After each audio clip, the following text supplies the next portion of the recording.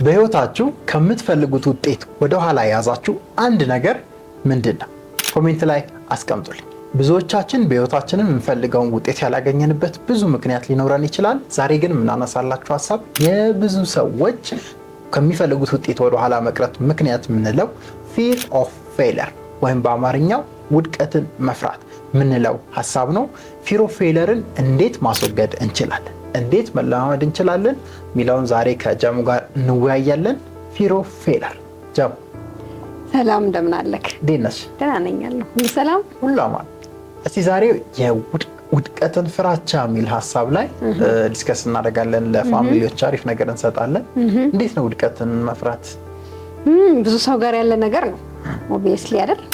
የመጣንበትም ሲስተም ደግሞ እንደዛ አይነት ነገሮችን እንድናስብ ስለሚያደርገን ሰዎች ብዙዎቻችን እንፈራለን። አዲስ ነገር ማድረግ እንፈራለን። ሰው ምን ይለኛል ብለን እንፈራለን።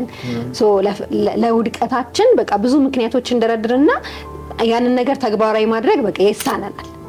እንደዚህ አይነት ነገር አለ ብዙዎቻችን ላይ። እንደው ለብዙ ሰዎች ከሚፈልጉት ውጤት ወደ ኋላስ የሚመልሳቸው ነገር ነው ውድቀትን መፍራት ወይ? ምንም ጥያቄ የለውም።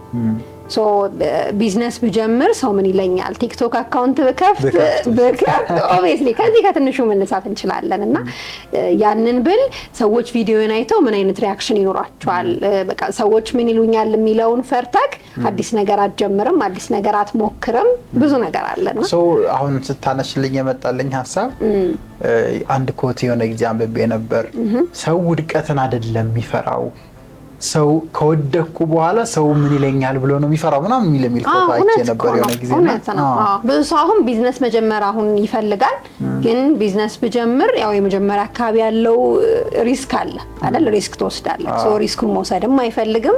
ኢቨን ከወሰደ በኋላም ሰዎች ያው ያጣጥሉብሃል። መጀመሪያ ላይ ማንም ሰፖርት የሚያደርግ ሰው የለም። ቢዝነሱ ብቻ አይደለም፣ ቲክቶክ አካውንት ከፍተሽ ያለሽን እውቀት ሼር ማድረግ በጣም እኛ ታስታውሻለሽ ፌስቡክ ላይ ምናምንና ፎቶሽን ስታረጊ በቃ የገዛ ጓደኛሽ ምናምን ነው ገብቶ በኮሜንት አላየህም እንዴ? አሁን እኛ ሃፒ ፔጅ ላይ እዛ ፔጅ ላይ ብዙ ነገር ነው የሚባለው። ስለዚህ ከውድቀቱ በላይ ይሄ የሰዎቹ ኮሜንት፣ ሰዎቹ ስም መስጠት ምናምን የሚለውን አብዛኛው ሰው በጣም ይፈራልና በዛ ምክንያት ብቻ በህይወት ከምንፈልገው ውጤት ወደኋላ እንቀራለን። ለምሳሌ እንዳልሽው ቢዝነስ ብንጀምር ጥሩ ነገር እናገኛለን፣ ግን ፊር ኦፍ ፌለር ስላለ የምንፈልገው ቦታ አንደርስም። ሰዎች ፊት ማውራት እንፈልጋለን፣ ያን ብናዳብር ምናልባት ብዙ ኦፖርቹኒቲዎች እናገኛለን፣ ግን ውድቀትን ስለምንፈራ ሰዎች ፊት አናወራም።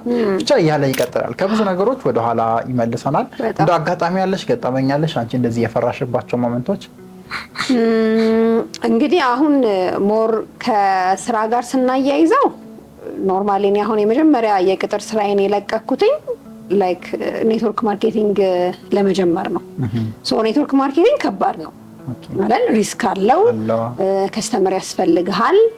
ፕሮዳክቱ ላይ ያለክ እምነት መጨመር አለበት። ትሬኒንጎች መውሰድ አለብክ። ከዜሮ ነው ኦልሞስት የምትነሳው። በቃ አዲስ ነገር እንደመጀመር ነው። ያ ላይ ከባድ ነበረ።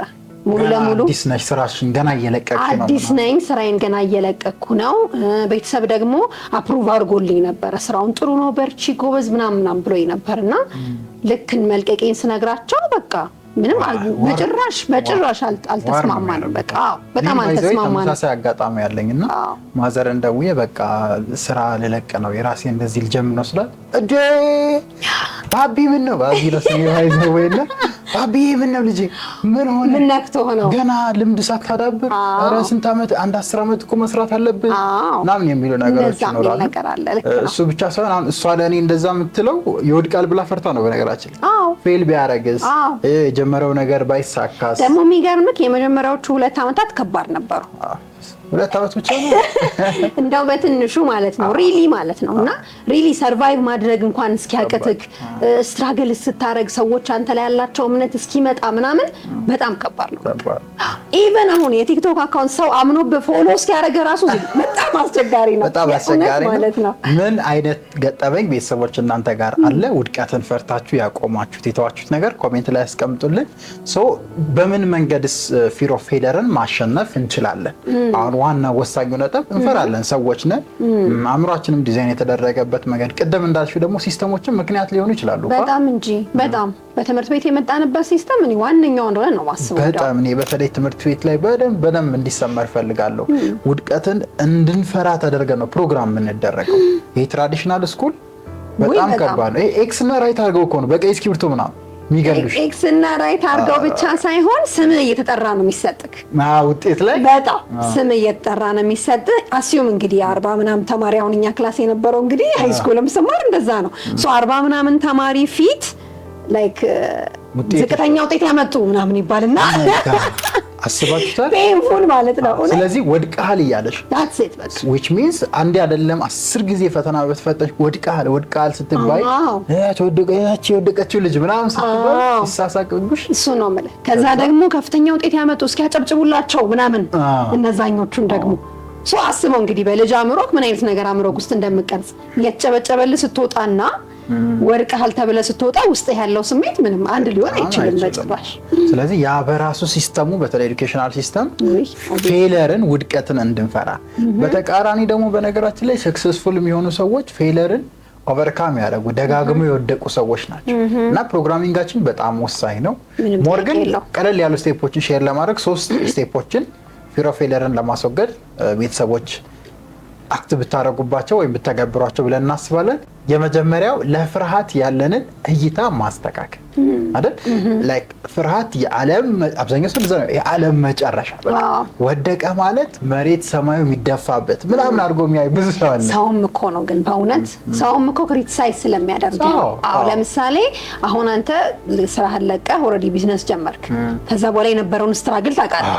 የቤት ኪራይ ለመክፈል ያለውን ስትራግል ታውቃለህ። ሰው እናትህን ደውለህ የቤት ኪራይ ቸግሮኛል ላኪልኝ ለማለት በቃ ለአንተ ሞት ነው ብትላት ደግሞ ነግሬ ካልነበር ነው ምናምን ይሄን ፕሩፍ አላክልኝ ምናምን የሚል ነገር ይመጣል። ስለዚህ እነዚህ ነገሮች ለፌለር ያለንን እይታ ያዛቡታል። ስለዚህ ፌለር ያለም መጨረሻ እንደሆነ ቅድም እንዳልነው ትምህርት ቤት ውስጥ አንድ ልጅ ከወደቀ በቃ መሳቂያ እንደሆነ እንደማይረባ እንደማይጠቅም ችሎታ እንደሌለው ወደፊት የተሻለ ሰው በጣም ብዙ ፕሮግራሚንጎች አሉ። ስለዚህ መጀመሪያ ፊር ኦፍ ፌለርን ለማሸነፍ ለፊር ኦፍ ፌለር ያለን እይታ መስተካከል። ስለዚህ ፌለርን እንደ ዓለም መጨረሻ ከማየት ውድቀትን እንደ ዝቅጠት እንደ በታችነት ነገር ከማየት ወጥተን ውድቀት ማለት በህይወት አጋጣሚ ውስጥ የሚፈጠር ነገር ላይ የምንፈልገውን ውጤት እንድናመጣ የሚያግዘን ደረጃ። ለምሳሌ 3ኛ ፎቅ ለመውጣት ከየት ነው የምትጀምሪው? አንደኛ በቃ ስለዚህ እነዛ ደረጃዎች ነው 3ኛ ፎቅ የሚያደርሱ። ስለዚህ እነዛ ውድቀቶቻችንን እንደ ደረጃ ማየቱ አይ ቲንክ ቆንጆ ስቴፕ ይመስለኛል። ምንም ጥያቄ የለው የመጀመሪያው ስቴፕ ነው። ሶ ያንን መለማመድ ደግሞ ያስፈልጋል አይደል? ቀጣዩ ስቴፕ የሚሆነው መለማመድ ነው። መለማመድ ነው። ትንንሽ ነገሮች ላይ መለማመድ። ሶ ሙሉ ለሙሉ ቢዝነስ ከመጀመር በፊት ሜቢ አፕሮች ማድረግ የምችላቸው ቦታዎች ካሉ አፕሮች ማድረግ ላይክ አንተ ውስጥ የሚጎትትህ ነገር አልኳል አይደል? ሰው ምን ይለኛል እንትና ቢያቆስ እንትና። ስለዚህ አካውንት ከመክፈት መጀመር ሊሆን ይችላል ምናምን። ቻሌንጁን መጋፈጥ ነው በቃ ምንም ሌላ ነገር የለውም። በስሞል ስቴፕ ለምሳሌ እንደ ወጣት ሰዎች ፊት ወጥቶ መውራት ፐብሊክ ስፒኪንግን ፈራለው ማለት ወይም ፊር ኦፍ ፌለር አለኝ ለዛ ነገር ካልን ምናልባት ሰዎች 50 ሰው 60 ሰው የተሰበሰበበት ቦታ ላንገኝ እንችላለን። ግን ወንድምና እህታችንን አስቀምጠን ፕራክቲስ ማድረግ እነሱ ፊት ፌል ማድረግን መለማመድ ትንንሽዬ ቢዝነሶች የነሱን ስድብ ለመቻል ማዘጋጀት ቴስት ማድረግ ራሳችን በየትንሹ ስንወድቅ ላይክ ማወቅ አለብን። አእምሯችን ብዙ ጊዜ ሪስክን አቮይድ ያደርጋል። ሪስክን አቮይድ ለማድረግ የተሰራ ማሽን ነው። በነገራችን የሆነ ማታውቁት ነገር አዲስ ነገር የሚያስፈራችሁ ነገር ሲመጣ የሰው ልጅ አእምሮ የመጀመሪያው ስራው እረፍ፣ ይሄ ነገር ለአንተ አይሆንም፣ ሊቅ አቁም። ቢዝነስም ሊሆን ይችላል፣ ሰዎች ፊት ማውራት፣ ሴት ማናገር ሊሆን ይችላል። በተለያየ አጋጣሚ ተውረፍ፣ በጥፊት ብቻ ብዙ ነገር ይለንና ብሎክ ማድረግ ነው የሚፈልገው። እዛ ለማምለጥ የተስተካከለ የምንለው ትንሽዬ ፌለሮችን ብንለማመድ አእምሯችንን እናለማምደዋለን። ደን ፊር ኦፍ ፌለርን በሂደት ማሸነፍ ይቻላል ብዬ አምናለሁ። ልክ ነው። በሶስተኛ ደረጃ ለቤተሰቦች ሪኮመንድ የምናደርገው ፊር ኦፍ ፌለርን ለማሸነፍ ውጤት ላይ ብቻ ፎከስ አለማድረግ ኢንስቴድ ፕሮሰስ ላይ ሂደቱ ላይ ፎከስ ማድረግ ወይም ፕሮሰሱ ላይ ፎከስ ማድረግ ፊል ኦፍ ፌለርን እንድናሸንፍ ያደርገናል። ለምሳሌ ቅድም እንዳነሳሁት ፐብሊክ ስፒኪንግ ላይ ትልቁ የዓለም ተናጋሪ መሆን ከሆነ የምንፈልገው እዛ ነጥብ ላይ ሳይሆን ካልደረስኩ ብለህ ራስህን ቻሌንጅ ማድረግ አያስፈልግም። እዛ ላይ ፎከስ ብቻ ማድረግ ሳይሆን ይሄ ፕሮሰሱ የምንሄደው ለምሳሌ ትልቅ ዓለም ላይ ያለ የሚባል ተናጋሪ ለመሆን ምንድን ነው የሚደረገው? መጀመሪያ ወንድምቶች ጋር ታወራለህ፣ ጓደኞች ፊት ታወራለህ፣ ኤኒ ኦፖርቹኒቲ ሲገኝ ታወራለህ፣ ሰዎች ሰብሰብ ካፌ ላይ ፕሮግራም ላይ ያንን አፕሪሺየት ማድረግ ያስፈልጋል። ፕሮሰሱ ማለት ነው። ፕሮሰሱ ማለት ያ እነዛን ትንንሽዬ ፕሮሰስ ላይ ሞር ትኩረት አድርገን አፕሪሺየት አድርገን ስንሄድ ነው ፐርሰናሊቲያችን የሚዳብረው። ፊር ኦፍ ፌለርን የሚቋቋመውን ማንነት የምናዳብረው ፕሮሰሱ ላይ ፎከስ በማድረግ እንጂ ላይ ዲቴል የሆነው ፋይናል ነገሩ ላይ ፎከስ በማድረግ አይደለም። ኢቭን ፋይናል ነገሩ ላይ ፎከስ ማድረግ አንዳንዴ ሊሰብረን ላይ ይችላል አይደል? እውነት ነው። ያችን ገንዘብ ካላገኘው ካልን ያችን ነገር ያላገኘን ጊዜ ፊር ኦፍ ፌለራችን ሞር እኛን እየተቆጣጠረ በጣም የሚሄድበት አጋጣሚ ነው የሚኖረው። ስለዚህ ፕሮሰስ ላይ ፎከስ ማድረግ ሶስተኛው እና ቆንጆ ፊር ኦፍ ፌለርን የምንቋቋምበት የምናስተካክልበት መንገድ ነው። የቀራለ ያጠቃለልን ይመስለኛል። እናንተስ ፊር ኦፍ ፌለርን ለመቋቋም ወይም ለማሸነፍ አንድ ሰው ምን ማድረግ አለበት? ኮሜንት ላይ ሀሳባችሁን አስቀምጡልን። በቀጣይ አስተማሪ ቪዲዮ እንመለሳለን። ሊቅነቶች ነበርን። እናመሰግናለን። ቴንክ ዩ